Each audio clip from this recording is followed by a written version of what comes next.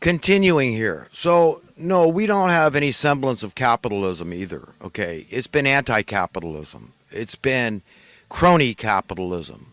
Okay. And the word capitalism shouldn't even be in there. It should be fascism because when the government's involved and they're working against the best interests of the people at large, okay, regular peeps, the blue collar working class people, and they're partaking in this theft of the wealth of the people of the nation. Okay, they're criminals, and these are all special interest groups. Do you understand? So I'm not just uh, with a broad brush painting all government people evil. No, there's nothing wrong with government, but you got black hats everywhere, and they're the ones at the top pulling the strings. Is just the evil people, and those that are willing to do the will of the evil people that are in control, that are stealing the wealth. So, locally they're less complicit than they are at the very top. I mean, we need to stay focused on really who's causing our problems, who does not want capitalism to work, and who understands what progress is, because these people do. And they don't want that. They don't want the captives set free. They want us less free. They want us to accept our servitude. They want us to just say, hey, this is just the way it is, and surrender and just give up to whatever their whims are, whatever their will is. I mean, if they say we got to, give you all a vaccine of death for the good of the planet, they want people to be that compliant to their will. Okay, is to do that. You've got people teaching you, the mainstream media, that high housing costs are good. I mean, why would they do that? And the innocent homeowner just says, oh, well, it's capitalism and America's capital. You're not anti-American, are you? See, they're willful stupidity. They don't want to know that it's ill-gotten gain. It's in real estate parlance, they call it an unearned increment in your housing value, right?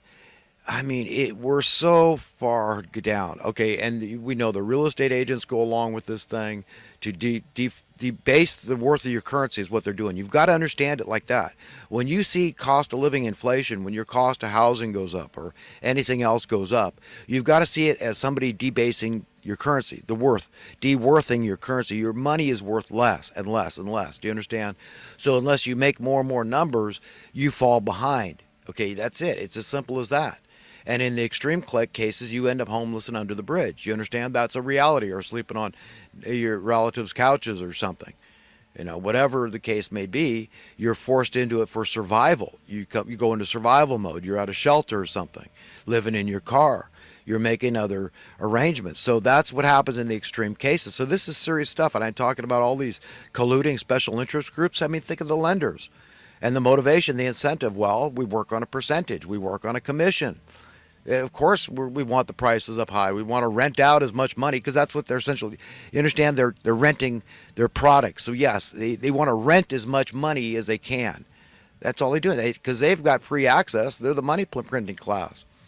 Do people ever wonder? Well, what if we all decided we all need to be in the lending business, and we can't be happy unless we're all in the lending business, or anything else for that matter? I mean, it just.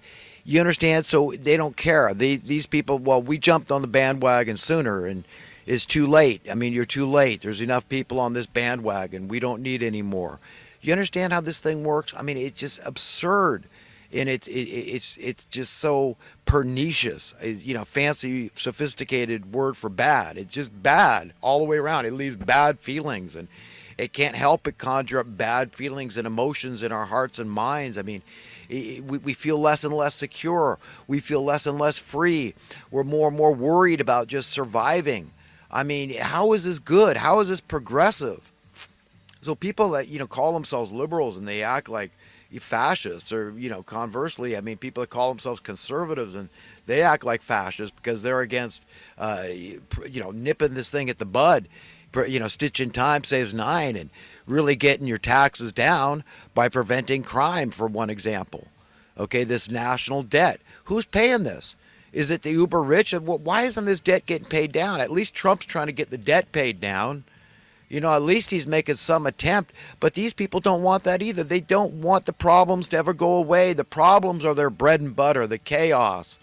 The fact that this thing isn't working for a whole huge swath of the population. It's not working, man. It's just not working. How can crony capitalism is like a pyramid scheme, like a Ponzi scheme? It can't work in perpetuity. So understand how you've been duped, how you've been taken, how you've made to believe. And I'm not condemning anybody because I understand the pressures to conform out there and just capitulate. Say, look, I got to take care of old number one, man. I know it's a rat race. I know it's dog eat dog, but look, if I don't devour others, I'm going to get devoured. So I understand. God understands the fear. But we've got to unify for God's sake, for humanity's sake. God has every right as a master potter to just destroy the whole kit and caboodle, the whole ball of wax, man. The whole shebang. Okay, he has a right to get rid of all of us because we're so effed up. Okay, we're so evil, we're so immoral, so unethical, living so far outside the golden rule when our business practices are so predatory. Okay, and this devouring each other is okay. Social Darwinism and all this crap, that is all just it's like it's embedded, like we're marinated in it, like we're imbued with these evil things, these entities and demons and crap, whatever you want to call it. It's just a bad situation we've got, and we've got to struggle to be free. That's fighting the good fight and carrying the cross and loving your enemies and being nice to people you don't feel like being nice to. Remember, it all comes back on yourself. When I'm not nice to other people, it always comes back to me. Like I always say, the ball is always in our court. I say, well, I try not to cuss in front of other people. Rarely it might happen for family, but not in an offensive manner. I know how to distinguish. You got a right tone of voice, a right spirit when you cuss and that sort of thing. But still, I choose not to do it usually on videos, or minor cuss words maybe. But if I'm alone, I'm usually, just mad at myself. I'm cussing, just, feeling like my own weaknesses and failings. And, that's really it, because the ball's in my court and I've got to be nice to people, even people I loathe, who the most vile of men out there.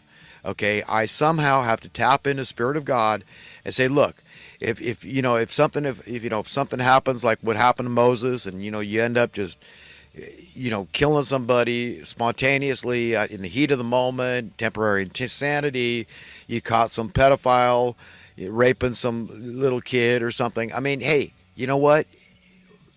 Let God's will be done in a situation like that. Okay, but I don't believe in capital punishment. I don't believe in premeditated first degree capital punishment, the death penalty. With this malice aforethought, because you can't kill somebody without having malice aforethought. So they've got society to believe in malice aforethought and premeditated murder, and they call it a democracy. Well, that's why we have capital punishment, is because these people believe it. Nevertheless, I'm just saying, even as a pacifist, I'm not an idiot. I'm still a defender of the innocent. And that's who I choose to be. It's a free will choice to not be a coward and to stand up for the downtrodden, for women and children, et cetera, the innocent, and to be who I need to be. And we should all do that. So we've all got a big cross to bear, and just making sure we're true to ourselves and being all that we can be, like that slogan from the Army, right? And that is in the sight of God. God's a judge of who we are. And, we don't have to toot our own horns. It's not about ego or conceit, or wow, I'm really somebody, and fame and fortune and all that superficial temporal crap. No, man. I mean, it's a lot deeper than that, man. This is about making our bed for the future, where we're going to be found worthy and deserving to go from here. So it transcends all this economic stuff I'm talking about, because God's going to set people free. God's will is going to be done. Good is stronger than bad. Light is stronger than darkness. Righteousness is stronger than unrighteousness. And on in that theme. Okay, that's it. The good guy has to prevail, or else this would be an unwatchable movie or an unreadable book, the story of humanity's history. Okay, so the good guy has to prevail in this thing. That means the good guy has to be set free. The captives must and will be set free. That is what is predicted, predetermined in Scripture at the hand and the will of God. That day is coming, so we all need to get ready for it. And be ready that your fellow man be set free, entirely free, utterly free, absolutely free, and that everybody. Okay, so you got to get ready your mind for how different that is. That paradigm is going to be dramatically different from the one you're used to, where it's all about money and gaining the advantage over others, getting a lot of money, and just the ways of the world. It's all about money. It's everybody knows it's all about making a lot of money. You go out of college and you get a good career and you make a lot of money. That's your freedom. That's your security. That becomes your God. That becomes your master. It's just the system, the established system, the status quo. And it's perverted and it's sick and it's satanic. And you need to ready yourself for a world where everybody is free. Do you understand? And there's a lot of ways to skin a cat to solve a problem. You know, I've talked about basic incomes. I've talked about just making the Labor Department accountable to give commensurate cost of living adjustments. If somebody's manipulating your cost of living, don't you want the protection from the Labor Department to ensure that you're not going to have slavery again? Legitimize slavery. Because if they say, oh, well, no, it's good enough minimum wage, that's fair. And we all know, I mean, you could look at the math and see they've fallen woefully behind, wantonly and sorely and deliberately behind the true cost of living, right? The consumer price index, right? CPI, look it up. You understand? So it can be calculated. It's a mathematical calculation. They could have prevented it. We could do a basic income, come from a Tobin tax. Your taxes would go down dramatically because crime would plummet. You understand? And if your taxes go down, that means the national debt's going to start going down. We're going to start fixing problems just with a basic income to make sure everybody from the age 18 on is made to feel secure, at least to the degree that they're not going to go homeless, indigent, hungry, or without basic human needs like clean water and energy needs. Okay, so everybody can have those things. Do you understand? There's a lot of ways to solve this problem, to skin this cat, and to have prevented it in the first place.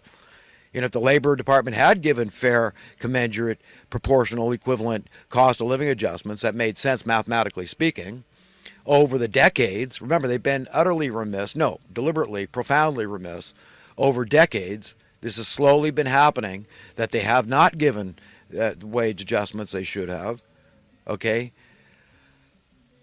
This is how your wealth has been stolen. This is how they've gotten away with legalizing slavery in America now. I'm just saying, folks, this is how the whole thing is operated. What else you could do to solve the problem and to have prevented it? Many, many, many things, okay? Simple stuff. But remember, they don't want the problem fixed. That is an anathema. That is a really bad thing to them. They will fight tooth and nail. No holds barred, okay? Whatever it takes, okay? If it takes mass genocide, these people are down. They're for it. Whatever it takes to stay in power and control and to keep their lot in this temporal realm, they'll do it. They'll do it. So we're in a lot of trouble. There's a lot of very powerful forces working against us. We've got to get it. We've got to unify and do it for your own self. Remember, in the long run, you're not going to benefit. If you're not going to be able to be answerable and stand before your owner someday with a clear conscience, then forget it. Okay, what's the use?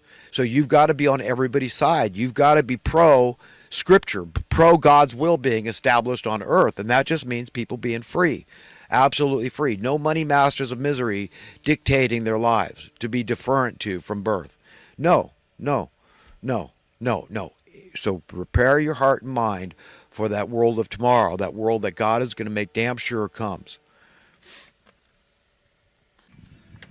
Yeah, and you know, one of my favorite ways of fixing this problem is just to not allow it to happen in the first place, okay? And that would be through allowing progress, true, slow, steady progress, okay? Sound economic policies create sound money, and sound money goes up in worth. There's real progress. It goes up in worth because we as a civilized society work together, produce more easily and more easily the things that we not only need, food, water, clean water, housing, energy needs, but the things we want, all the trinkets, knickknacks, and luxury items we can dream of. We find, we as a society, a community, a family, a race, a species, find easier and easier, and we should all share in that prosperity. Do you understand? That's the rhyme and reason. So there's a good reason to allow sound economic policy, sound currency, and disallow the other. But we've got to be empowered with the truth and stick up for others, even if the system's working for you, because you get commensurate cost of living adjustments, or you've got a good high paycheck, and you're getting rich, and it's all working for you. You've got to stand up for it's going down the tubes for other people. I'm telling you, it's going the other way for the masses. So if you want to be that person, that's your choice. I just don't want, I don't want to say, no, you just say that I never warned you. I'm telling you, you will stand before your owner someday. And that's the only healthy way to think. You're deluded if you don't understand fundamentally that you're owned. Okay, you're owned. You did not create yourself. Okay, you did not create your brain. Okay, you're owned. You're someone else's property, and you should live accordingly, so that you understand that you. It's a good thing to want. You want to be accountable, just like you want to tell your parents you got good grades in school. You want to be held accountable, right? You want to be real. You want to be somebody. I put out the effort. I tried. Look, I deserve kudos. I deserve accolades. I deserve a brownie button, right? And we want that same thing from God. Even more so, when you're in your right mind, you want to be accountable. Okay, so you want to do a good job. You want to carry your fair share weight of the cross. You want to fight the good fight, and you want to be effective, most